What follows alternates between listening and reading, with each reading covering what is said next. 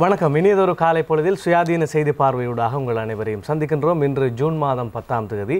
இன்றைய தேசிய பத்திரிகைகளில் வெளியாகி இருக்கின்ற முதற்பக்க முக்கிய செய்திகள் தொடர்பான விரிவானதும் சுயாதீனதுமான கருத்துக்களை வழங்குவதற்காக இன்றும் என்னோடு இணைந்திருக்கின்றார் சிரேஷ்ட ஊடகவியலாளர் திரு நௌஷாத் முஹைதீன் அவர்கள்.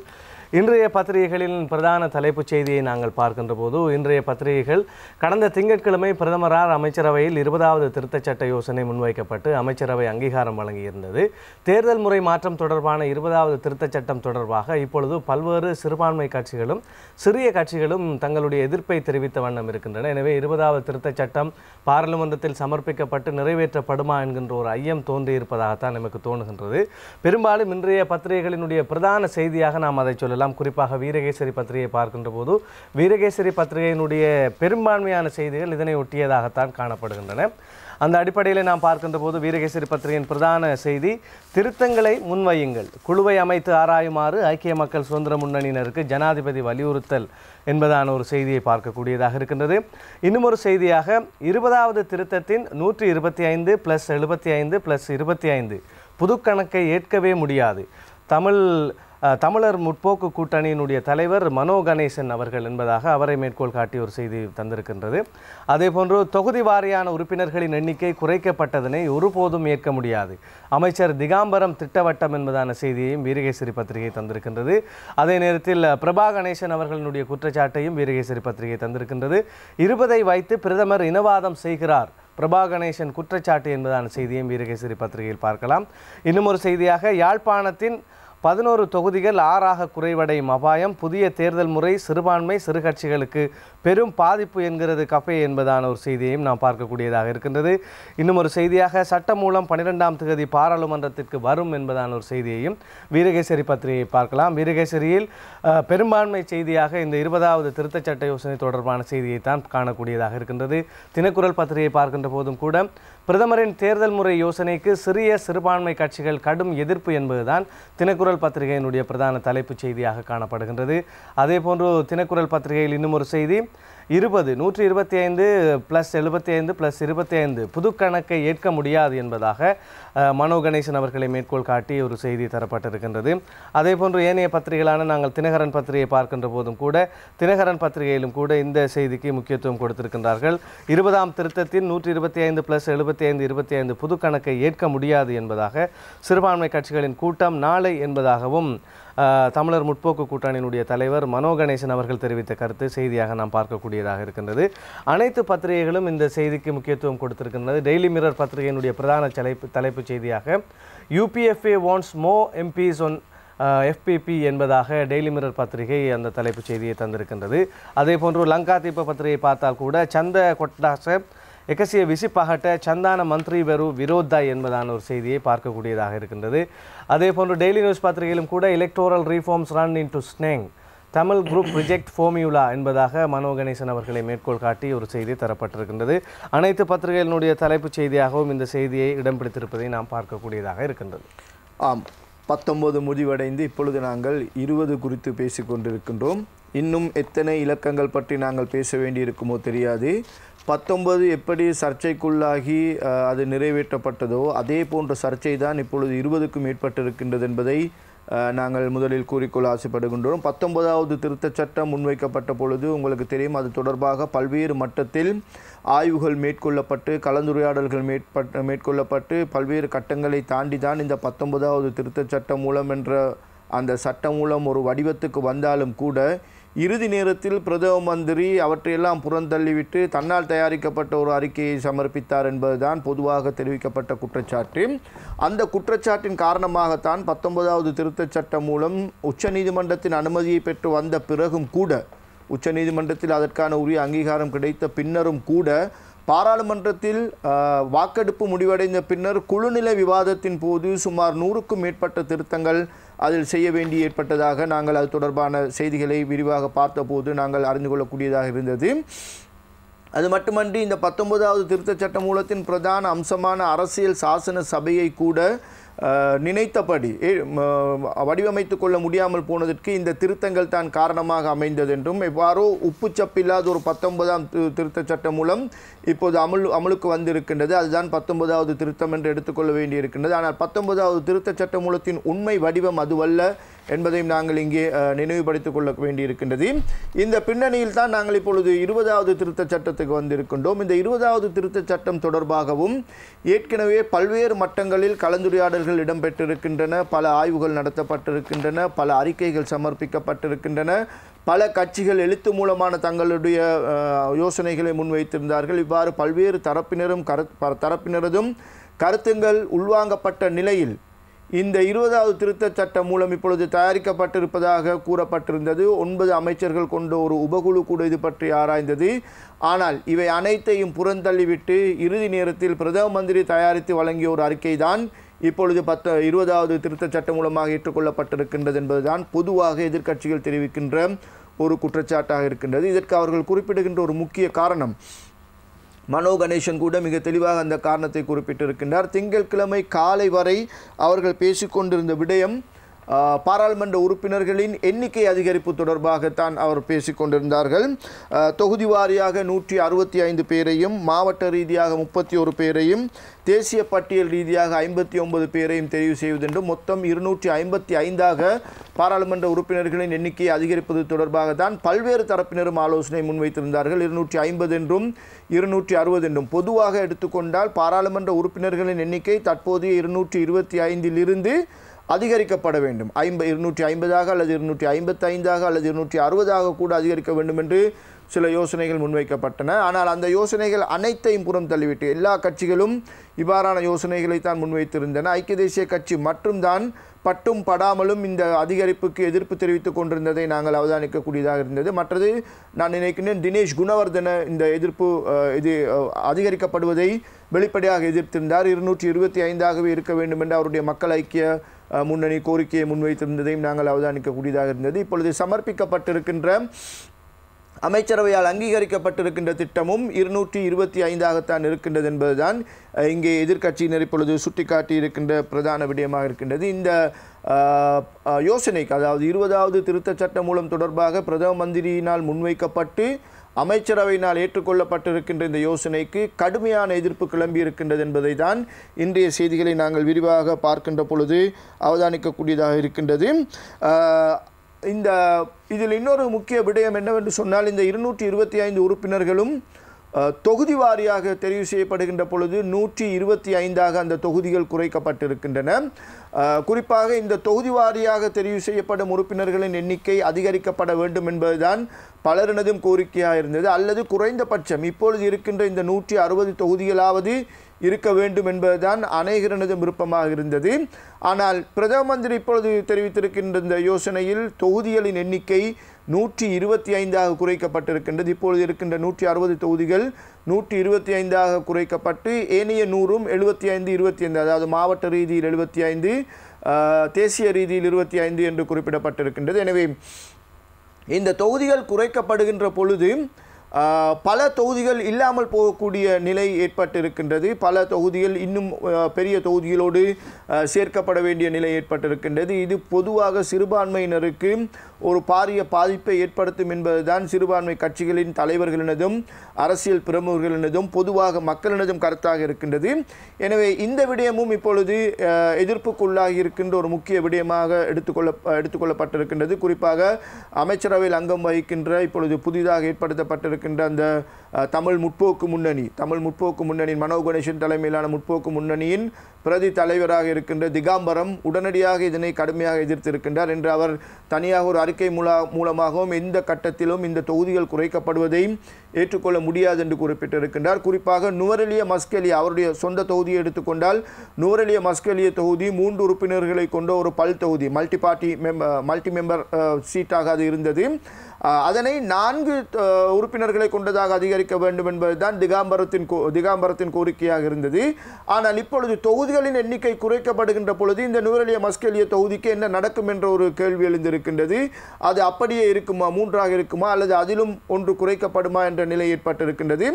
அதேபோல் யாழ்ப்பாணம் மாவட்டத்தை எடுத்து பார்க்கின்ற பொழுது நிலைமை இன்னும் மோசமாகி இருக்கின்றது என்பதையும் நாங்கள் அறிந்து கொள்ளக்கூடியதாக இருக்கின்றது. யாழ்ப்பாணத்தில் இப்பொழுது 11 தொகுதிகள் இருக்கின்றன.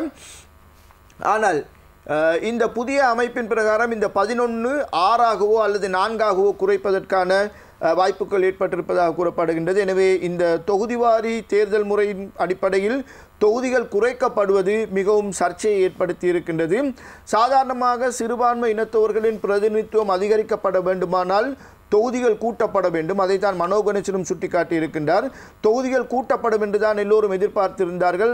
ஜனாதிபதியும் சிறுபான்மை கட்சிகளுக்கு உறுதியான ஒரு வாக்குறுதியை அளித்திருந்தார். வடக்கு கிழக்குக்கு வெளியே வாழுகின்ற தமிழ் முஸ்லிம் மக்களின் பிரதிநிதித்துவம் சீர்குலையாத வகையில், அவர்களுடைய பிரதிநிதித்துவத்துக்கு எந்த பாதிப்பும் ஏற்படாத வகையில் இந்த புதிய தேர்தல் முறை அமைக்கப்படும் என்று குறிப்பிட்டிருந்தார். ஆனால் இப்பொழுது இந்த தொகுதிகள் குறைக்கப்படுமானால், அவ்வாறு அவர் கூறிய உறுதிமொழிப்படி அது நடக்க வேண்டுமானால் தொகுதிகளின் எண்ணிக்கை அதிகரிக்கப்பட வேண்டும். ஆனால் தொகுதிகள் குறைக்கப்பட்டிருப்பதால் அது கேள்விக்குறியான ஒரு விடயமாக மாறியிருக்கின்றது என்று மனோ கணேசன் சுட்டிக்காட்டியிருக்கின்றார். அதனால் தான் அவர் கடுமையாக இதனை தாங்கள் எதிர்ப்பதாகவும் எந்த கட்டத்திலும் இந்த யோசனையை இந்த நிலையில் ஏற்றுக்கொள்ள முடியாது என்றும் தெரிவித்திருக்கின்றார். இதைத்தான் அமைச்சரவையில் இந்த விடயம் ஆராயப்பட்ட பொழுது அமைச்சர் ரவுஃப் ஹக்கீம், ஸ்ரீலங்கா முஸ்லிம் காங்கிரஸின் தலைவரும் கடுமையான எதிர்ப்பை தெரிவித்திருக்கின்றார். ஸ்ரீலங்கா முஸ்லிம் காங்கிரஸ் நாம் ஏற்கனவே இந்த நிகழ்ச்சியில் ஒரு தடவை குறிப்பிட்டது போல் ஆவண ரீதியாக ஒரு அறிக்கையை தயாரித்திருக்கின்றதா, அவர்களுடைய யோசனைகளை முன்வைத்திருக்கின்றார்களா இல்லையா என்பது இன்னமும் தெளிவுபடுத்தப்படவில்லை.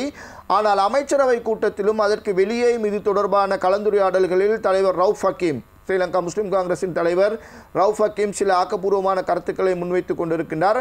அந்த கருத்துக்களை அடிப்படையாக கொண்டாவது இந்த கட்சி தன்னுடைய தரப்பில் தன்னுடைய யோசனைகள் என்று சொல்லக்கூடிய ஒரு ஆவணத்தை முன்வைத்திருக்கின்றதா என்பது, எழுத்து மூலமாக எதையாவது கொடுத்திருக்கின்றதா என்பது இன்னமும் கேள்விக்குறியாகவே இருக்கின்றது. ஆனால் அமைச்சரவை கூட்டத்தில் அமைச்சர் ரவுஃப் ஹக்கீம் இதனை கடுமையாக எதிர்த்திருக்கின்றார். இந்த நிலையில் இதனை ஏற்றுக்கொள்ள முடியாது, இது சிறுபான்மை மக்களை, குறிப்பாக தமிழ் முஸ்லிம் மக்களை பாதிக்கின்ற ஒரு விடயமாக இருக்கின்றது, இதில் இன்னும் கவனம் செலுத்தப்பட வேண்டும் என்று அவர் கேட்டிருக்கின்றார். ரவுஃப் ஹக்கீமுக்கும் ஜனாதிபதிக்கும் இடையில் கூட நீண்ட நேரமாக கலந்துரையாடல், அதாவது வாக்குவாதம் என்று கூட சொல்லலாம், இடம்பெற்றிருக்கின்றது. அந்த சந்தர்ப்பத்தில் அமைச்சரவை கூட்டம் இடம்பெற்றுக் கொண்டிருந்த பொழுது அங்கு தேர்தல் ஆணையாளரும் இருந்திருக்கின்றார்.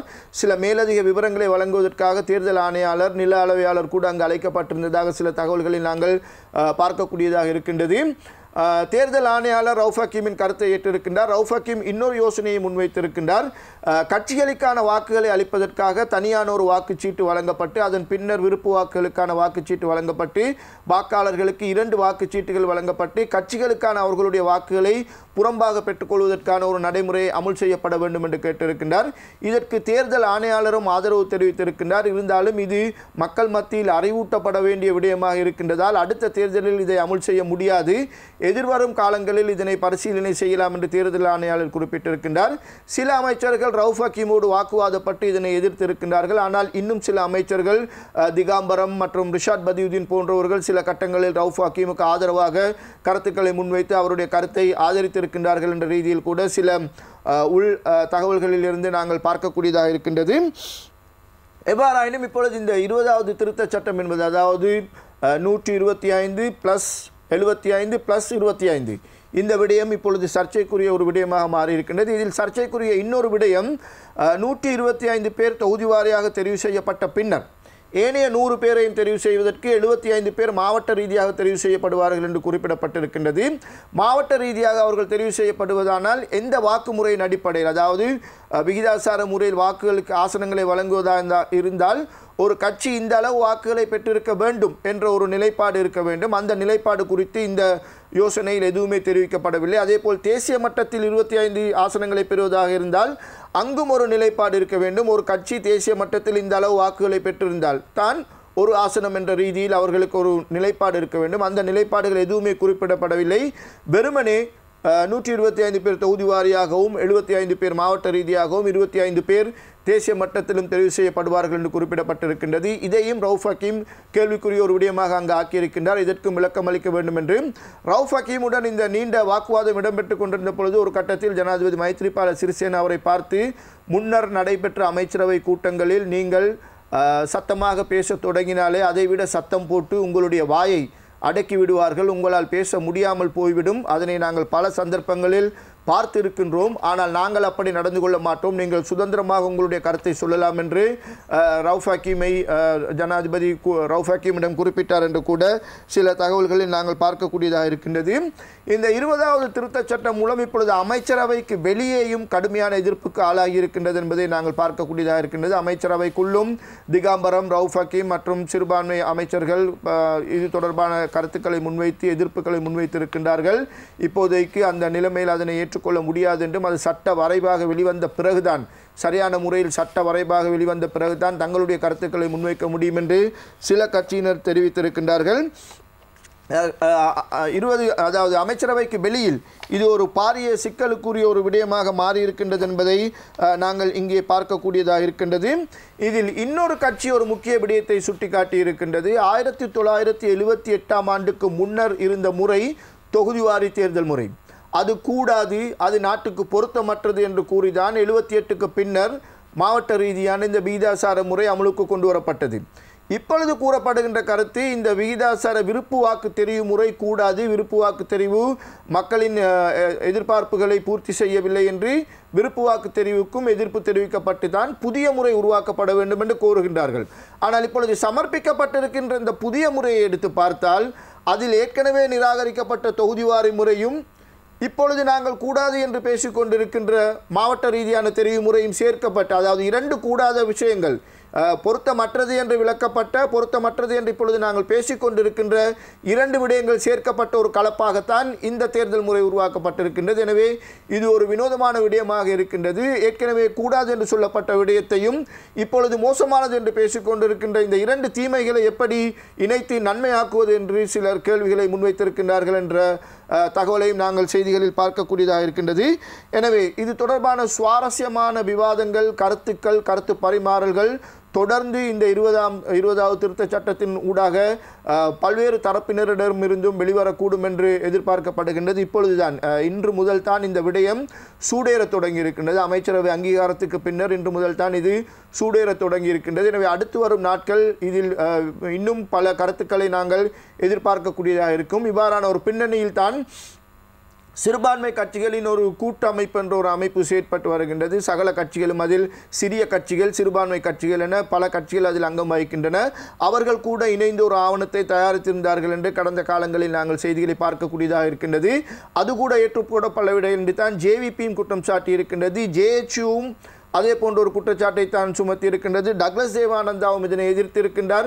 இவ்வாறு பல்வேறு தரப்பினர் இதனை எதிர்த்திருக்கின்றார்கள் என்பதை தான் நாங்கள் விரிவாக பார்க்கக்கூடியதாக இருக்கின்றது. இந்த நிலைமையில் வெள்ளிக்கிழமைக்கு முன்னர் இது தொடர்பான திருத்தங்களை முன்வைக்குமாறு ஜனாதிபதி தன்னுடைய கட்சியான ஐக்கிய மக்கள் சுதந்திர முன்னணிக்கு வேண்டுகோள் விடுத்திருக்கின்றார். ஐக்கிய மக்கள் சுதந்திர முன்னணியும் நேற்று காலை ஜனாதிபதியை சந்தித்து பேசிய பொழுது இந்த திட்டத்துக்கு கடுமையான எதிர்ப்பு தெரிவித்திருக்கின்றார்கள் என்பதையும் இங்கே நாங்கள் கூறிக்கொள்ள விரும்புகின்றோம். அவர்களும் இதை விரும்பவில்லை. எனவே எவருமே விரும்பாத ஒரு அறிக்கையை தான் பிரதம மந்திரி அமைச்சரவையில் சமர்ப்பித்தாரா, அதனை எப்படி அமைச்சரவை ஏற்றுக்கொண்டது என்பதுதான் இப்பொழுது மக்களுக்கு இருக்கின்ற ஆச்சரியமாக இருக்கின்றது. எனவே எதிர்வரும் காலங்களில் இது தொடர்பான பல கருத்து பரிமாறல்களை நாங்கள் புரிந்து கொள்ளக்கூடியதாக இருக்கும்.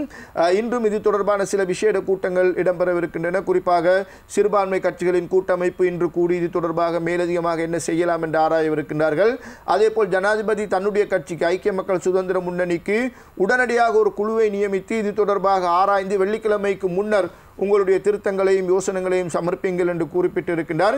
எனவே அந்த யோசனைகள், திருத்தங்கள் சமர்ப்பிக்கப்படும் பொழுது அவை எவ்வாறு இதற்குள் உள்வாங்கப்படும், அதனை யார் வரவேற்பார்கள், அதனை யார் எதிர்ப்பார்கள், பிரதம மந்திரி அதனை ஏற்றுக்கொள்வாரா என்பன போன்ற கேள்விகள் எல்லாம் இப்பொழுது எழுந்திருக்கின்றன. காலப்போக்கில் இவற்றுக்கு நாங்கள் விடை காணக்கூடியதாக இருக்கும். 19ஐ போலவே மிகவும் காரசாரமான ஒரு எதிர்ப்புக்கு மத்தியில் தான் 20ஐயும் பாராளுமன்றத்தில் சமர்ப்பிக்க வேண்டி இருக்கும் என்பதை மட்டும் இப்போதைக்கு நாங்கள் தெளிவாக புரிந்து கொள்ளக்கூடியதாக இருக்கின்றது. சுயாதீன செய்தி பார்வையில் சிறியதொரு விளம்பர இடைவேளை தொடர்ந்து மீண்டும் சந்திப்போம்.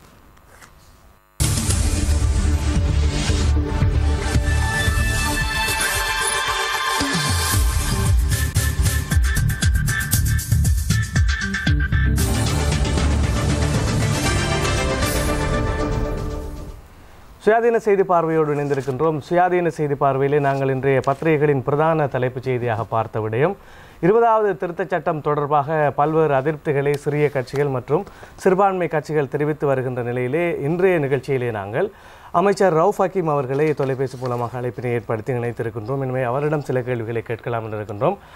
வணக்கம் அமைச்சரே. வணக்கம். அஸ்ஸலாமு அலைக்கும். வலைக்கும் அஸ்ஸலாம். இன்றைய நிகழ்ச்சியை நாங்கள் பேசுகின்ற போது இன்றைய பத்திரிகைகள் முழுவதுமே 20வது திருத்தச் சட்டம் தொடர்பான சிறுபான்மை கட்சிகளினுடைய அதிருப்தி குறித்த விடயமாகத்தான் இருக்கின்றது. அதே போன்று அமைச்சரவை கூட்டத்திலும் காரசாரமான விவாதங்கள் நடந்ததாகவும் அதிலே உங்களுடைய கருத்துக்களுக்கு ஜனாதிபதி பதிலளித்த விடயங்கள் தொடர்பான செய்திகளையும் நாங்கள் இங்கே பார்த்திருந்தோம். உண்மையிலே இந்த 20வது திருத்தச் சட்ட யோசனை தொடர்பாக உங்களுடைய நிலைப்பாடு என்னவாக இருக்கின்றது? அமைச்சரவை எவ்வாறு அங்கீகாரம் கொடுத்தது என்பதும் ஒரு கேள்விக்குறியாக இருக்கின்றது. அமைச்சரவை திங்கட்கிழமை கூடி அங்கே அங்கீகாரம் கொடுக்கப்பட்டதன் பிற்பாடு இன்று பல சிறு கட்சிகள் தங்களுடைய எதிர்ப்பினை தெரிவித்திருக்கின்றன. எனவே எந்த அளவிலே அமைச்சரவையில் இது பேசப்பட்டது, எப்படி இதற்கான அங்கீகாரத்தை அமைச்சரவை கொடுத்தது என்பதான கேள்விகள் எழுகின்றன. இதற்கான உங்களுடைய பதில் என்ன அமைச்சர்? இல்ல, செய்திகள் உண்மைக்கு புறம்பான விஷயங்களாகத்தான் வெளிவந்து கொண்டிருக்கின்றன. அமைச்சரவையில் இறுதி சட்ட வரைவு சமர்ப்பிக்கப்பட்டு அதற்கு அங்கீகாரம் கொடுக்கப்படும் வரை 20வது சட்ட திருத்தத்தின் இறுதி வடிவம் எப்படி இருக்கும் என்று யாராலும் சொல்ல முடியாது. ஏற்கனவே ஒரு சில கொள்கை ரீதியான வேறுபாடுகள் ஐக்கிய தேசிய கட்சிக்கும் ஸ்ரீலங்கா சுதந்திர கட்சிக்கும் இடையில் இருந்ததை கவனமாக நாங்கள் எல்லோரும் அவதானித்து வந்திருக்கிறோம். ஸ்ரீலங்கா சுதந்திர கட்சி ஆசனங்களை கூட்டுவதன் மூலம் பாராளுமன்றத்தில் எல்லோருக்கும் நியாயம் செய்ய முடியும் என்று சொல்லி வந்த நிலையிலும் ஐக்கிய தேசிய கட்சி ஆசனங்களை கூட்டுவதை விடவும் ஆசனங்களை குறைப்பதன் மூலம் கலப்பு தேர்தல் முறையில் பாரிய அனர்த்தம் எதுவும் சிறிய கட்சிகளுக்கும் சிறுபான்மை கட்சிகளுக்கும் வராமல் அதற்கான ஏற்பாடுகளை செய்ய முடியும் என்ற வாதத்தில் ஈடுபட்ட போதிலும் 2 கட்சிகளை பொறுத்த மட்டிலும் சிறிய சிறுபான்மை சமூகங்களின் பிரதித்துவம் குறித்து அவர்கள் வெளிப்படையாக எதை சொன்னாலும் ஒரு உறுதியான தீர்வை குறித்து நாங்கள் முன்வைக்கிற சில திருத்தங்கள் இந்த 2 ஏற்பாடுகளுக்கும் இடையில் மிக முக்கியமான ஒரு திருத்தம் குறித்து ஸ்ரீலங்கா சுதந்திர கட்சி ஆட்சேபனை தெரிவித்து வருகிறது. அது உண்மையிலேயே ஜாதிக ஹெலவுரிமையை போன்ற தீவிரவாத கட்சிகளினால் தூண்டப்பட்டு நடக்கிற ஒரு நிலைப்பாடாகவே நாங்கள் பார்க்கிறோம். அது இந்த இரட்டை வாக்கு, அதாவது ஒரு வாக்காளருக்கு 2 வாக்குச்சீட்டுகள் கொடுப்பது என்ற விஷயம், ஒரு தொகுதிக்கான உறுப்பினரை தெரிவு செய்வதற்கும் தனக்கு விருப்பமான கட்சியை தெரிவு செய்து கொள்வதற்குமான ஒரு 2 வாக்குகளை கொடுப்பதன் மூலம் சிறுபான்மை சமூகங்கள் சிறிய கட்சிகள் ஜேவிபி ஏன் ஜேஎச்யூ கூட தனியே போட்டியிட்டால் அதற்கான பிரதித்துவங்களை பெற்றுக்கொள்வதற்கான ஒரு வாய்ப்பை கொடுக்கக்கூடிய இந்த 2 வாக்குச்சீட்டுகள் வழங்குகிற விவகாரம் இதே மாதிரியான கலப்பு முறை இருக்கிற எல்லா நாடுகளிலும் அறிமுகத்திலே இருக்கிறது. இங்கு மட்டும் அதை அறிமுகப்படுத்த முடியாது என்று பிடிவாதமாக ஸ்ரீலங்கா சுதந்திர கட்சியின் முக்கிய உறுப்பினர்கள் அமைச்சரவையிலே வாதாடி கொண்டிருந்தார்கள். அதில் சரத் அமுனுகம, எஸ்பி தநாயக்க, அதே போல ராஜித சேனாரத்ன போன்றவர்கள் இந்த விஷயத்தில் மிக கடுமையாக ஜனாதிபதி மிக மெத்தன போக்கோடு இந்த விஷயத்தை கையாண்ட போதிலும் கூட அது தேர்தல் ஆணையாளரும் கூட அதை கொள்கை அளவிலே அங்கீகரிக்கிறேன் என்று பல தடவை சொல்லி வந்திருக்கிறார். அன்றைய கூட்டத்தில் தேர்தல் ஆணையாளரும் இருந்து அந்த விஷயங்களை உறுதிப்படுத்தினார். அதே போல ஐக்கிய தேசிய கட்சியின் அஜித் பெரேரா போன்ற உறுப்பினர்கள் மிக காரசாரமாக சார்பாக வாதாடினார்கள். இருந்த போதிலும் அதை வேண்டுமென்றே இந்த ஸ்ரீலங்கா சுதந்திர கட்சியினர் நிராகரிப்பதை நாங்கள் ஏற்றுக்கொள்ள முடியாது. அந்த அடிப்படையில் அதை இன்னும் இறுதி தீர்மானம் எதுவும் எடுக்கப்படவில்லை. அதன் தொகுதிகளை நிர்ணயிக்கின்ற விஷயத்தில் ஜனாதிபதி நான் எழுப்பிய பல கேள்விகளுக்கு மிக நிதானமாக பக்குவமாக நீங்கள் எந்த அச்சமும் பட தேவையில்லை, தொகுதிகளை முஸ்லிம்களுக்கு என்று முஸ்லிம் உறுப்பினர்களை தெரிவு செய்யக்கூடிய தொகுதிகள், சிறுபான்மை உறுப்பினர்களை தெரிவு செய்யக்கூடிய தொகுதிகள், இந்திய வம்சாவளி தமிழர்களுக்கான அந்த தொகுதிகளை நிர்ணயம் செய்வதில் எல்லை நிர்ணய கமிஷன் நியாயமாக நடந்து கொள்வதற்கான அனைத்து பரிந்துரைகளையும் செய்வதற்கும் அதற்கான உத்தரவுகளை விடுப்பதற்கும் தான் அது தன்னுடைய ஆட்சியின் கீழ் எந்த அநியாயம் வர விட மாட்டேன் என்ற நிலையிலும் பலவிதமான உத்தரவாதங்களை தந்தாலும் நாங்கள் தொகுதிகளை நிர்ணயம் செய்வதில் இருக்கிற நெருக்கடிகளை மிக தெளிவாக ஜனாதிபதியோடு மாறி மாறி நாங்கள் வாதாடினோம். அமைச்சர் ரிஷாட் பதுதீன், நான், அமைச்சர் திகாம்பரம் உட்பட பலரும் இது சம்பந்தமாக பேசினோம். எனவே இந்த பத்திரிகையில் வெளியாயிருக்கிற 20ஆம் சட்ட திருத்தம் அங்கீகரித்து விட்டப்பட்டது என்று சொல்வது என்பது முழுமையான உண்மை அல்ல. அது சம்பந்தமாக இன்னும் தீர்வில்லாமல் இருக்கிற விஷயங்களை அதற்கான சட்ட வரைவு சமர்ப்பிக்கப்பட்ட பிறகு நாங்கள் மீண்டும் ஒரு முறை பேசலாம் என்றும் இருக்கிறோம். அடுத்த கட்டமாக என்றால் எங்களுடைய அங்கீகாரம் அமைச்சரவையிலே வழங்கப்படுவதற்கு முன்பு சில விஷயங்களை பற்றி இன்னும் ஆராய வேண்டி இருக்கிறது என்பதை நாங்கள் சொல்ல வேண்டும். ஏற்கனவே நேற்று கூடிய ஐக்கிய மக்கள் சுதந்திர கூட்டமைப்பின் எம்பிக்கள் வேறு சில கருத்துக்களை முன்வைத்திருப்பதாகவும் கேள்விப்படுகிறோம். ஐக்கிய தேசிய கட்சி தலைமையோடு நாங்கள் தொடர்ந்தும் இந்த விஷயங்களாக பேசி வருகிறோம். நாளை பிற்பகல் கொழும்பிலே சிறிய சிறுபான்மை கட்சிகளின் தலைவர்களை நான் ஒன்று கூட்டி இது விஷயமாக மீண்டும் கலந்துரையாட இருக்கிறேன். ஆம் அமைச்சரே, இன்னும் ஒரு முக்கியமான ஒரு கேள்வி எழுகிறது. அதாவது நீங்கள் இரட்டை வாக்குரிமை தொடர்பாக பேசியிருந்தீர்கள். இந்தியாவை நாம் எடுத்துக்கொண்ட போதும் கூட அம்பேத்கரால் கொண்டு வரப்பட்ட இரட்டை வாக்குரிமையை மகாத்மா காந்தி அவர்கள் நிராகரித்ததைத்தான் இன்றளவிலும் மகாத்மா காந்திக்கு எதிரான குற்றச்சாட்டுகளாக அங்கே முன்வைக்கிறார்கள். அது ஒரு புறமாக இருக்கட்டும். இப்பொழுது கஃபே அமைப்பு கூட தெரிவித்திருக்கின்றன, சிறுபான்மை கட்சிகள் பாதிப்புக்குள்ளாகும், தொகுதிகள் குறைக்கப்பட்டதன் காரணமாக பாதிப்புக்குள்ளாகும் என்கின்ற ஒரு கருத்தை தெரிவித்திருக்கின்றன. இதே நேரத்தில் சிறுபான்மை கட்சிகளினுடைய தலைவர்களினுடைய கூட்டம் தொடர்ந்தும் நடைபெற்றன. நீங்களும் கூட கலந்து கொண்டு பல்வேறு தீர்மானங்களை எடுத்தீர்கள். இந்த 255 பாராளுமன்ற உறுப்பினர்களை அதிகரிப்பது, 265 அதிகரிப்பது என்பதான பல விடயங்களை தொடர்ச்சியாக நாங்கள் பத்திரிகை வாயிலாக பார்த்திருந்தோம். இறுதியாக ஐக்கிய தேசிய கட்சியினுடைய தீர்மானமான 225 ஆசனங்கள் என்கின்ற ஒரு முடிவுதான் எட்டப்பட்டிருக்கிறது. இதே போன்றுதான் 19வது திருத்தத்தில் பார்க்கின்ற போது கூட 7 சிவிலியன் அமைப்புகளை சேர்த்துக் கொள்வதென்றும் 3 பாராளுமன்ற உறுப்பினர்களை சேர்த்துக் கொள்வதென்றும் ஆரம்பத்திலே பேசப்பட்டு இறுதியாக மாற்று முடிவு எடுக்கப்பட்டிருக்கிறது. எனவே இங்கே எத்தனை முடிவுகள் எடுக்கப்பட்ட போதும், எந்த குழு ஆராய்ந்த போதும் கடைசியாக ஐக்கிய தேசிய கட்சி தற்றுவன் அதிகாரத்தை பயன்படுத்தி முடிவுகள் எடுக்கின்றன என்பதான ஒரு கருத்துக்கு இடம் இருக்கிறதா?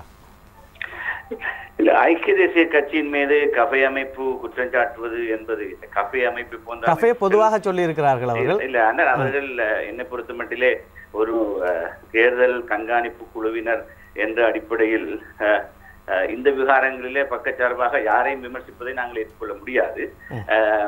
அதே நேரம் இது சம்பந்தமான நியாயத்தன்மைகளை குறித்து எல்லா புறத்திலும் எழுந்து வருகிற உண்மைகளை நாங்கள் பார்க்க வேண்டும். 2 பிரதானமான கட்சிகளும் மற்ற கட்சிகளும் கூட அடுத்த தேர்தலில் தாங்கள் பெரும்பான்மை ஆசனங்களை தக்க வைத்துக் கொள்வதற்கான ஒரு மறைமுக முயற்சியில் தான் இன்று இந்த விஷயங்கள் சம்பந்தமாக பேசி வருகிறார்கள் என்ற உண்மையை நாங்கள் எல்லோரும் புரிந்து கொள்ள வேண்டும்.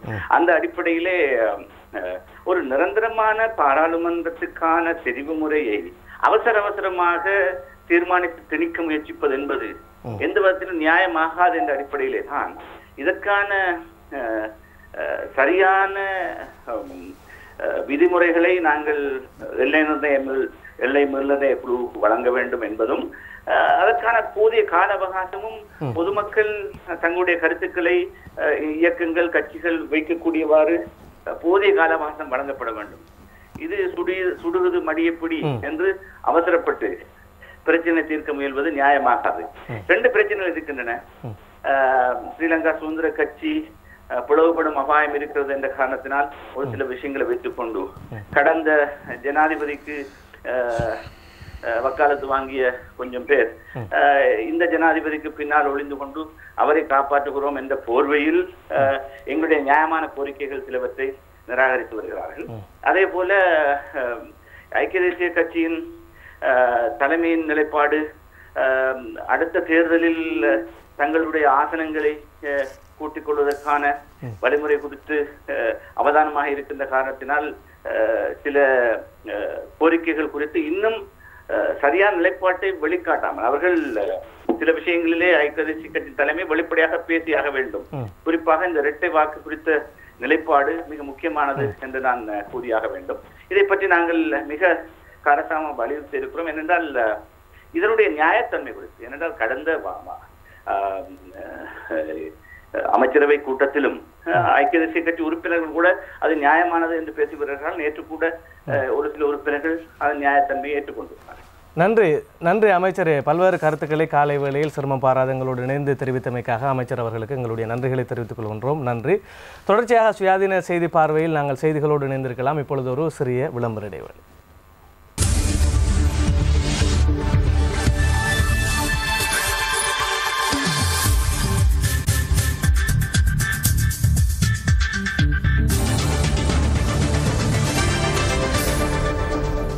சுயாதீன செய்தி பார்வையோடு இணைந்திருக்கிறீர்கள். இன்றைய சுயாதீன செய்தி பார்வையிலே நாங்கள் 20வது திருத்தச் சட்டம் எவ்வளவு தூரம் இப்பொழுது பிரச்சனைக்குரிய விடயமாக மாறி இருக்கின்றது என்கின்ற விடயத்தை பார்த்தோம்.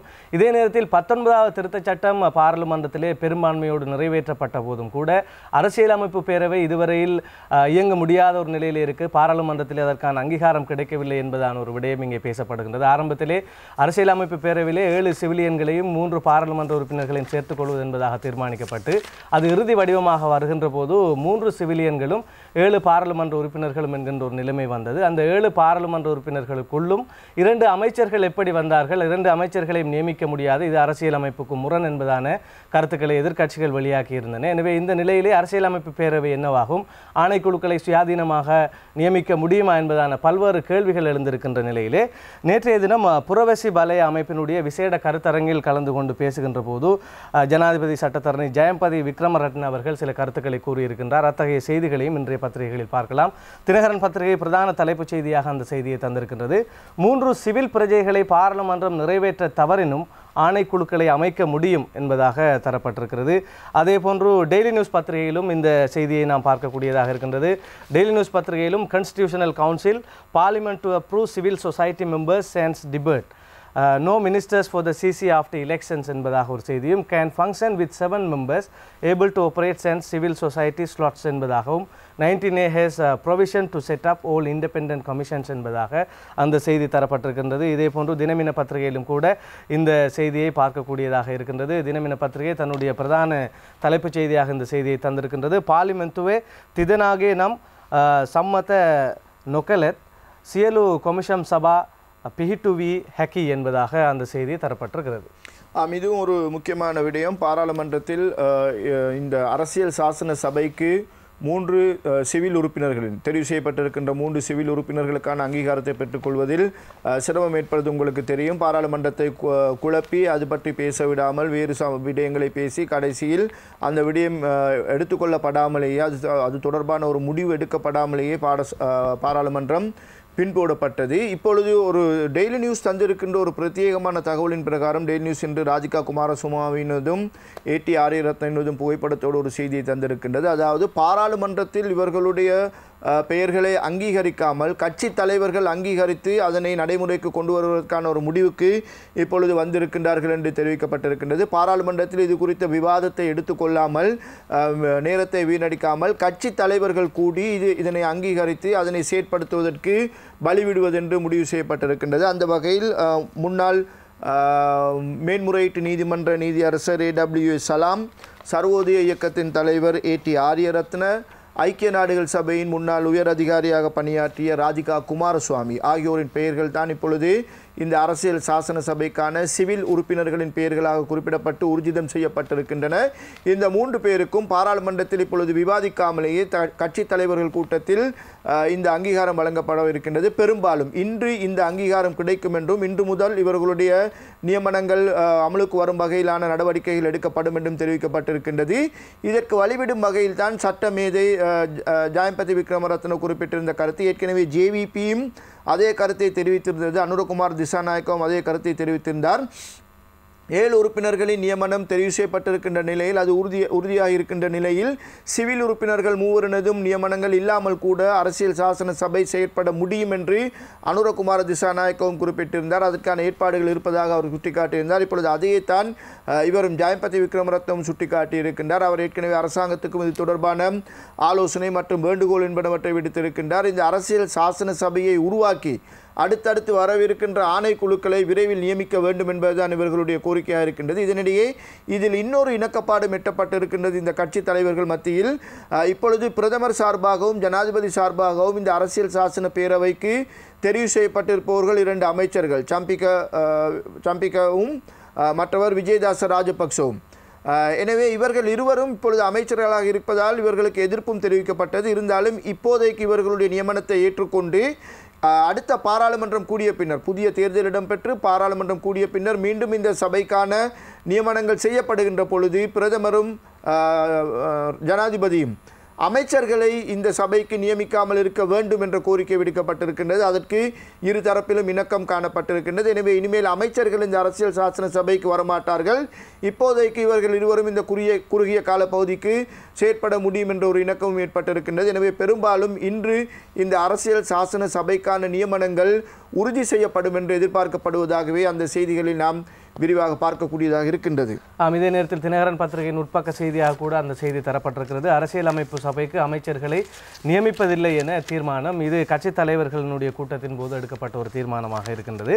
இன்னும் ஒரு முக்கியமான செய்தி, இந்த 100 நாள் வேலை திட்டத்திற்கு பிறகு பாராளுமன்றம் கலைக்கப்படாது, தொடர்ந்தும் இந்த ஆட்சி நடத்தப்படுகின்றமையானது இந்த அரசாங்கத்திற்கு மிகப்பெரிய ஒரு பலமாக இருக்கும் என்று கருதப்பட்ட போதும் கூட இப்பொழுது எதிரணியினருக்கு அது சாதகமான ஒரு விடயமாக மாறிவிட்டதோ என்பதான ஒரு ஐயம் தோன்றியிருப்பதாக கடந்த காலங்களிலே பத்திரிகைகளிலே நாங்கள் செய்திகள் மூலமாக பார்த்திருந்தோம். அந்த அடிப்படையில் பொருளாதாரம் சீர்குலைந்திருக்கின்றது. இந்த அரசாங்கத்திற்கு தொடர்ந்தும் அரசாங்கத்தை மேற்கொண்டு செல்வதற்கான ஒரு தகைமை இல்லை என்பதான ஒரு பிரச்சாரங்களை எதிர்க்கட்சியினர் மேற்கொண்டு வருகின்றனர். ஆனால் இதற்கெல்லாம் பதில் அளிப்பது போன்று பதில் கூறியிருக்கின்றார் ஹர்ஷடி சில்வா அவர்கள். அது தொடர்பான செய்தியை நாங்கள் பார்க்கலாம். நாட்டின் பொருளாதாரம் 21% பெரும் வளர்ச்சி என்பதான ஒரு செய்தியை தினகரன் பத்திரிகை தந்திருக்கின்றது.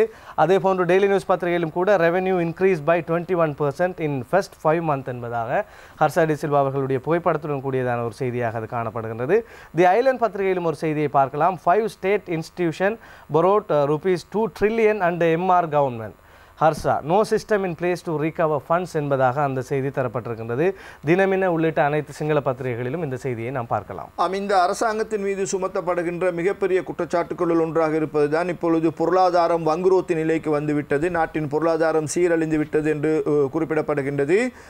எதிர்க்கட்சியின் முக்கியஸ்தர்கள் பலர், எதிர்க்கட்சி தலைவர் நிமல் சிறிபால சில்வா உட்பட சுசில் பிரேமஜாயந்த, GL பீரிஸ், பெமால் வீரவன்ச, தினேஷ் குணவர்தன, வாசுதேவ நாணயக்கார, இப்படி பலரும் தொடர்ந்து அடுத்தடுத்து கூறுகின்ற குற்றச்சாட்டுகள் தான் அரசாங்கத்தின் நிதிநிலை இப்பொழுது திரைசேரி வங்குரோத்துக்கு வந்துவிட்டது. அரசாங்கத்தினால் தொடர்ந்து அரசாங்க ஊழியர்களுக்கு கூட சம்பளம் கொடுக்க முடியாத ஒரு நிலை ஏற்பட்டிருக்கின்றது என்றெல்லாம் குறிப்பிட்டிருக்கின்றார்கள். இது தொடர்பாக நேற்று எதிர்க்கட்சி தலைவர் பாராளுமன்றத்தில் எழுப்பிய ஒரு கேள்விக்கு கொள்கை திட்டமிடல் மற்றும் பொருளாதார விவகார பிரதி அமைச்சர் ஹர்ஷடி சில்வா காத்திரமான பதிலை அளித்திருக்கின்றார். கடந்த ஆண்டின் 2014ஆம் ஆண்டின் முதல் 5 மாத காலத்துக்குரிய பொருளாதார வளர்ச்சியோடு இந்த ஆண்டின் முதல் 5 மாத கால பொருளாதார வளர்ச்சியை அவர் ஒப்பிட்டுத்தான் இந்த பதில்களை வழங்கியிருக்கின்றார். அதில் அவர் தெரிவித்திருக்கின்ற கருத்து தான், குறிப்பிட்ட இந்த 5 மாத காலத்தில் கடந்த ஆண்டின் முதல் 5 மாத காலத்தை விட பொருளாதாரம் 20% அதிகமான வளர்ச்சியை கண்டிருக்கின்றது. அது மட்டுமல்ல, அரச நிறுவனங்கள் பல அரச மற்றும் தனியார் வங்கிகளிடமிருந்து சுமார் 2 trillion கடன் பெற்றிருப்பதாகவும் அந்த கடனை திரும்ப பெறுவதற்கு, அதாவது இந்த அரசாங்க வங்கிகளால் இந்த நிறுவனங்களிடமிருந்து திரும்ப பெறுவதற்கான ஒரு வழிமுறை கூட தென்படவில்லை என்றும் அவர் தெரிவித்திருக்கின்றார். இது மிகவும் சிக்கலான ஒரு விடயமாக பார்க்கப்படுகின்றது. 19,87,620 மில்லியன் ரூபாய், 19,87,620 மில்லியன் ரூபாய் இவ்வாறு கடனாக பெறப்பட்டிருக்கின்றது. தேசிய சேமிப்பு வங்கி, இலங்கை வங்கி, மக்கள் வங்கி, ஹெட்டா நேஷனல் வங்கி, கொமர்ஷியல் வங்கி, தேசிய அபிவிருத்தி வங்கி, DFCC வங்கி என்பனவற்றிடமிருந்து இவ்வாறான கடன்களை அரசாங்க நிறுவனங்கள் பெற்றிருக்கின்றன. வீதி அபிவிருத்தி அதிகார சபை, தேசிய நீர் விநியோக வடிகால் அமைப்பு சபை, காணி மீள் சபை, அபிவிருத்தி கூட்டுத்தாபனம், வர்த்தக முகாமைத்துவத்துக்கான தேசிய கல்லூரி, இலங்கை கப்பல் கூட்டுத்தாபனம் போன்ற நிறுவனங்கள் இவ்வாறான கடனை பெற்றிருக்கின்றன. ஆனால் இந்த நிறுவனங்களிடமிருந்து இந்த கடன்களை மீளப்பெறுவதில் பெரும் சிக்கல் ஏற்பட்டிருக்கின்றது. இவை பெரும் தொகையாக இருக்கின்றன. சுமார் நான் ஏற்கனவே குறிப்பிட்டது போல் இந்த மொத்த தொகை 19,87,620 620 மில்லியன் ரூபாயிலாக, அதாவது அவருடைய கணக்கில் 2 டிரில்லியன் ரூபாவாக இருப்பதாக குறிப்பிட்டிருக்கின்றார். எனவே இவற்றை மீளப்பெற முடியாத நிலையில்தான் அரசாங்கம் இந்த பொருளாதார வளர்ச்சியை ஏற்படுத்தி இருக்கின்றது. அது மட்டுமன்றி கடந்த அரசாங்க காலத்தில் மேற்கொள்ளப்பட்ட பாரிய அபிவிருத்தி திட்டங்கள் இப்பொழுது பிரயோசனமற்ற அபிவிருத்தி திட்டங்களாக முடங்கி போயிருக்கின்றன. குறிப்பாக மத்தளை விமான நிலையம், ஹம்பாந்தோட்டை துறைமுகம் என்பனவற்றை குறிப்பிட்டு பிரதம மந்திரியும் நேற்று கருத்து வெளியிட்டிருக்கின்றார். இவற்றுக்கு பெறப்பட்ட கடன்களை திரும்ப செலுத்துவதில் தான் அரசாங்கம் சிக்கல்களை எதிர்நோக்கி இருக்கின்றதை தவிர அரசாங்கத்தின் பொருளாதார நெருக்கடி எந்த வகையிலும் பாதிக்கப்படவில்லை என்று நேற்று அமைச்சர் ஹர்ஷடி சில்வா, பிரதி அமைச்சர் ஹர்ஷடி சில்வா விரிவான விளக்கம் அளித்திருக்கின்றார் என்பதை தான் அந்த செய்திகளில் நாம் விரிவாக பார்க்கக்கூடியதாக இருக்கின்றது. இதே நேரத்தில் ஜனாதிபதியினதும் பிரதமரினதும் நிலைப்பாடாக தேர்தல் காலங்களிலிருந்து இன்று வரையிலுமே அவர்கள் அடுத்த பொது தேர்தலுக்கு பின்னர் ஒரு தேசிய அரசாங்கம் தான் அமையப்பெறும் என்பதாக கூறி வருகின்றார்கள். நேற்றைய தினம் கூட பிரதம மந்திரி கருத்து தெரிவிக்கின்ற போது அடுத்த தேர்தலின் பின்னர் அனைத்து பாராளுமன்றமும் அரசாங்கமாக மாறும் என்கின்ற ஒரு கருத்தை வலியுறுத்தி இதன் மூலமாக நாட்டை கட்டி எழுப்பலாம் என்பதாகத்தான் கூறி வருகின்றனர். இதே நேரத்தில் ஐக்கிய மக்கள் சுதந்திர முன்னணியில் ஒருவராகவும் ஸ்ரீலங்கா சுதந்திர கட்சிக்குள் ஒருவராகவும் எதிர்க்கட்சி தலைவராகவும் இருக்கின்ற நிமால் ஸ்ரீபால சில்வா அவர்கள் அடுத்து வரும் பொது தேர்தலில் நாங்கள் பெரும்பான்மையான ஒரு வாக்குகளை பெறுவோம், ஆசனங்களை பெறுவோம், தனித்துத்தான் ஆட்சி அமைப்போம், தேசிய அரசாங்கம் என்கின்ற கதைக்கு இடமில்லை என்பதாக தன்னுடைய கருத்தை தெரிவித்து வருகின்றார். இதே நேரத்தில் இன்றைய பத்திரிகையை நாம் பார்க்கின்ற போது ஐக்கிய தேசிய கட்சி பெரும்பான்மை பலத்தை பெற்றாலும் தேசிய அரசே அமையும் என்பதாக தினகரன் பத்திரிகையிலேயே ஒரு செய்தி தரப்பட்டிருக்கின்றது. பாராளுமன்ற தேர்தலில் ஐக்கிய தேசிய கட்சி அறுதி பெரும்பான்மையுடன் வெற்றி பெறுவது உறுதியாகியுள்ள போதும் தேசிய அரசாங்கம் அமைப்பதே கட்சியின் நோக்கம் என ஐக்கிய தேசிய கட்சி உறுப்பினரான கல்வி அமைச்சர் அகில விராஜ் காரியவசம் தெரிவித்தார். சிறுபான்மை கட்சிகளின் வாக்குகளால் மாத்திரமே ஐக்கிய தேசிய கட்சி அரசியலில் நிலைத்திருப்பதாக கூறப்படும் கருத்துக்கு தகுந்த பாடம் புகட்டும் வகையில் எமது கட்சி இம்முறை சிங்கள பௌத்த வாக்குகளால் பாராளுமன்றத்தில் ஆகக்கூடியது 125 ஆசனங்களை கைப்பற்றும் என்றும் அவர் சூளுரைத்தார். ஸ்ரீகொத்தாவில் நேற்று காலை நடைபெற்ற விசேட செய்தியாளர் மாநாட்டில் கருத்து தெரிவித்த போதே அமைச்சர் மேற்கண்டவாறு தெரிவித்திருக்கின்றார் என்கின்ற செய்தியையும் நாம் பார்க்கலாம். அடுத்த ஒரு பிரதான செய்தியாக தமிழரசு கட்சியின் வெளிநாட்டு விவகாரங்களுக்கு பொறுப்பானவரும் நாடாளுமன்ற உறுப்பினருமான எம்.ஏ. சுமேந்திரன், அதேபோன்று வெளிவிவகார அமைச்சர், வெளிநாட்டு பிரதிநிதிகள் மற்றும் புலம்பெயர் தமிழர்கள் இணைந்து 2 நாள் பேச்சுவார்த்தைகளை லண்டனில் நடத்தியிருந்தார்கள். இது எதிர்கால திட்டங்கள், எதிர்காலத்தில் இலங்கையிலே எவ்வாறான விடயங்கள் மேற்கொள்ளப்பட வேண்டும் என்பதான விடயங்கள் தொடர்பாக பேசப்பட்ட ஒரு கூட்டமாகத்தான் அறிவிக்கப்பட்டிருந்தது. இது தொடர்பான ஒரு கேள்வியை இப்பொழுது சுரேஷ் பிரேமச்சந்திரன் அவர்கள் எழுப்பியிருக்கின்றார். அதுதான் இன்றைய தினகரன் பத்திரிகையின் முக்கிய செய்தியாக இருக்கின்றது. லண்டன் பேச்சுவார்த்தையின் இரகசியம் என்ன, சம்பந்தன் தமிழர்களுக்கு விளக்க வேண்டும் என்பதுதான் இந்த செய்தியினுடைய தலைப்புச் செய்தியாக இருக்கின்றது. லண்டனில் இடம்பெற்ற இந்த பேச்சுவார்த்தை குறித்த விரிவான தகவல்களை நேற்று நாம் உங்களுக்கு வழங்கியிருந்தோம். அப்பொழுது தென்பகுதியில் உள்ள இனவாத அமைப்புகள் இந்த பேச்சுவார்த்தையை எவ்வாறு பார்க்கின்றன, இவ்வாறான கேள்விகளை எழுப்பியிருக்கின்றன என்பன போன்ற தகவல்களையும் நாம் உங்களுக்கு வழங்கியிருந்தோம். ஆனால் இன்று வியக்கத்தக்க விதத்தில் தமிழ் தேசிய கூட்டமைப்பை சேர்ந்த சுரேஷ் பிரேமச்சந்திரனை இது தொடர்பாக கேள்வி எழுப்பியிருப்பது ஆச்சரியத்துக்குள்ளாக இருக்கின்றது. அப்படியானால் இந்த பேச்சுவார்த்தைக்கும் தமிழ் தேசிய கூட்டமைப்புக்கும் சம்பந்தம் இல்லையா?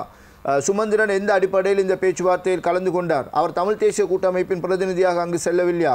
தமிழ் தேசிய கூட்டமைப்பின் ஏனைய உறுப்பினர்களோடு இது பற்றி கலந்துரையாடல் நடத்தப்படவில்லையா என்பன போன்ற பல சிக்கலான கேள்விகள் இப்பொழுது எழுந்திருக்கின்றன. ஆனால் சுரேஷ் பிரேமச்சந்திரன் எழுப்பியிருக்கின்ற கேள்விகளில் சில நியாயம் இருப்பதையும் நாங்கள் பார்க்கக்கூடியதாக இருக்கின்றது. தமிழ் மக்களுடைய அவசர பிரச்சினைகள் மற்றும் மீள்குடியேற்றம், அடுத்து வரப்போகின்ற பொது தேர்தல் என்பன குறித்து ஆராய்வதற்காகத்தான் இந்த கூட்டம் நடத்தப்பட்டதாக லண்டனில் இருந்து ஒரு கூட்டறிக்கை வெளியானது. சுமந்திரனும் அது அவ்வாறு தான் கருத்துக்களை வெளியிட்டிருந்தார். இப்பொழுது சுரேஷ் பிரேமச்சந்திரன் எழுப்பியிருக்கின்ற கேள்வி மீள்குடியேற்றம் பற்றியும் மக்களுடைய அன்றாட பிரச்சினை குறித்தும் அவர்களுடைய அவசர பிரச்சனைகள் குறித்தும் ஆராய்வதாக இருந்தால் வடக்கு கிழக்கு முதலமைச்சர்கள் இருக்கின்றார்கள். வடக்கின் முதலமைச்சர் இருக்கின்றார், கிழக்கில் ஒரு முதலமைச்சர் இருக்கின்றார். மக்கள் வாழ்வது வடக்கு கிழக்கு பிரதேசத்தில். எனவே அந்த முதலமைச்சர்களோடு அங்கிருக்கின்ற மக்கள் பிரதிநிதிகள், வடமாகாண சபை உறுப்பினர்கள், கிழக்கு மாகாண சபை உறுப்பினர்களோடு இது பற்றி பேசியிருக்கலாமே, ஏன் இதனை லண்டனில் போய் பேச வேண்டும் என்ற கேள்வியை சுரேஷ் பிரேமச்சந்திரன் எழுப்பியிருக்கின்றார். இது குறித்து விளக்கமில்லாமல் இருக்கின்றது என்று அவர் குறிப்பிட்டிருக்கின்றார். தமிழ் தேசிய கூட்டமைப்பு அவருடைய கருத்தை பார்க்கின்ற பொழுது தமிழ் தேசிய கூட்டமைப்புக்கு உத்தியோகபூர்வமாக இது பற்றி எதுவும் தெரியாது என்ற நிலையில் தான் அவர் இதனை குறிப்பிட்டிருக்கின்றார். இதற்கு முன்னரும் சிங்கப்பூரில் இது போன்ற ஒரு கூட்டம் நடந்தது. அடுத்த கூட்டம் துபாயில் நடைபெறவிருப்பதாக கூட சில தகவல்கள் வெளியாக இருக்கின்றன. எனவே தமிழ் தேசிய கூட்டமைப்பின் தலைவர் ரா சம்பந்தன் தான் மக்களுக்கு இந்த கூட்டம் எப்படி நடந்தது, யார் இதில் கலந்து கொண்டார்கள், என்ன பேசப்பட்டது என்பன போன்ற விளக்கங்களை வழங்க வேண்டும் என்று கேட்டிருக்கின்றார். அது மட்டுமல்ல, தேர்தல் குறித்து அடுத்த தேர்தலை எவ்வாறு எதிர்நோக்குவது, அடுத்த தேர்தல் எப்படி மக்கள் வாக்களிக்க வேண்டும் என்பதெல்லாம் குறித்து லண்டனில் போய்த்தான் பேச வேண்டுமா? அது உள்நாட்டு தேர்தல் அல்லவா? இலங்கையில் நடைபெறுகின்ற தேர்தல் குறித்து இலங்கையில் தாராளமாக பேச வேண்டுமே, ஏன் இவர்கள் இதனை லண்டனில் போய் பேசுகின்றார்கள் என்று தனக்கு புரியவில்லை என்று அவர் குறிப்பிட்டிருக்கின்றார். எனவே இது ஒரு ரகசிய கூட்டமாக இருந்திருக்கின்றது என்பதுதான் பிரேமச்சந்திரனின் கருத்தாக இருக்கின்றது. சிங்கப்பூரில் இடம்பெற்ற கூட்டமும் ஒரு ரகசிய கூட்டம் தான். அந்த கூட்டம் பற்றி அந்த கூட்டம் முடிவடைந்த பின்னரும் கூட தமிழ் தேசிய கூட்டமைப்புக்கு எந்த விதமான அறிவித்தல்களும் தரப்படவில்லை. எனவே இதுவும் ஒரு ரகசிய கூட்டமாக இருக்கின்றது. இது தொடருவதற்கு முன்னர் தமிழ் தேசிய கூட்டமைப்பின் தலைவர் தமிழ் மக்களுக்கு இது என்ன கூட்டம், யார் நடத்தினார்கள், என்ன பேசப்பட்டது, சுமந்திரன் என்ன அடிப்படையில் அங்கு கலந்து கொண்டார் என்பன போன்ற விளக்கங்களை தலைவர் வழங்க வேண்டும், ரா சம்பந்தன் வழங்க வேண்டும் என்று சுரேஷ் பிரேமச்சந்திரன் கேட்டிருக்கின்றார். அடுத்ததாக நாங்கள் இன்றைய தேசிய பத்திரிகைகளில் வெளிவந்திருக்கின்ற கேலி சித்திரங்களை பார்க்கலாம். முதலாவதாக லக்பீம பத்திரிகையினுடைய கேலி சித்திரம். லக்ஷ்மி பத்திரிகையின் கேலி சித்திரம் அண்மையில் ரணில் விக்ரமசிங்க தெரிவித்திருந்த ஒரு கருத்து, மஹிந்த ராஜபக்சவை எதிர்கொள்ள தான் தயார் என்றார். ஏற்கனவே மஹிந்த ராஜபக்ச மைத்ரிபால சிறிசேனவினால் வீழ்த்தப்பட்டிருக்கின்றார். வீழ்த்தப்பட்ட மஹிந்தவை எதிர்கொள்வதற்கு தான் தயார் என்று சொல்லுகிறார் இப்பொழுது ரணில் விக்ரமசிங்க. அடுத்து தினமின பத்திரிகையினுடைய கேலி சித்திரம். தினமின பத்திரிகையின் கேலி சித்திரம் நாம் ஆரம்பத்தில் இது தொடர்பாக பேசும்பொழுது 20வது திருத்த சட்டம் குறித்து பேசும்பொழுது சொன்னோம், இது குறித்து பல கருத்துக்கள் இன்னும் தான் இதற்கு பின்னர் தான் வெளிவரவிருக்கின்றன. குத்துவெட்டுக்கள் கூட வெளிவரலாம். இப்பொழுதே அரசியல்வாதிகள் சில ஆயுதங்களோடு இருவதை எதிர்நோக்கி கொண்டிருப்பது போல் தான் இந்த காட்சி தரப்பட்டிருக்கின்றது. அடுத்து லங்காதீப பத்திரிகையினுடைய கேலி சித்திரம். லங்காதீப பத்திரிகையின் கேலி சித்திரம், பந்துல குணவர்தன பொதுவாக தற்கொலையாளிகள் நெஞ்சில் தான் குண்டை கட்டி கொண்டு வருவார்கள். ஆனால் பந்துல குணவர்தன முதுகில் குண்டை கட்டி கொண்டு ரணில் விக்ரமசிங்கவை கட்டிப்பிடித்து அவரோடு சேர்ந்து தன்னையும் மாய்த்து கொள்ள பார்ப்பது போல் இந்த காட்சி தரப்பட்டிருக்கின்றது. லங்காதீப பத்திரிகையினுடைய சுவாரிஸ் கார்ட்டூன். சுவாரிஸ் கார்ட்டூனில் தரப்பட்டிருக்கின்ற விடயம் இது ஒரு, நான் நினைக்கின்றேன், அமைச்சரவை இடம்பெறுகின்ற ஒரு கூட்டமாக இருக்க வேண்டும். அதாவது நம்பிக்கையில்லா தீர்மானத்தில் கையெழுத்திடுவதாக இருந்தால் முன்பக்கத்தால் செல்லலாம். ஆனால் முன்பக்கத்தால் சென்றுட்டு பின்பக்கத்தால் தான் வெளியேற வேண்டியிருக்கும். அது ராஜினாமா செய்வதாக இருந்தால் பின்பக்கத்துக்கு சென்று ராஜினாமா செய்ய வேண்டியிருக்கும் என்பதை தான் இந்த கார்ட்டூன் சித்தரிக்கின்றது. அடுத்து மௌபிம பத்திரிகையினுடைய கேலி சித்திரம்.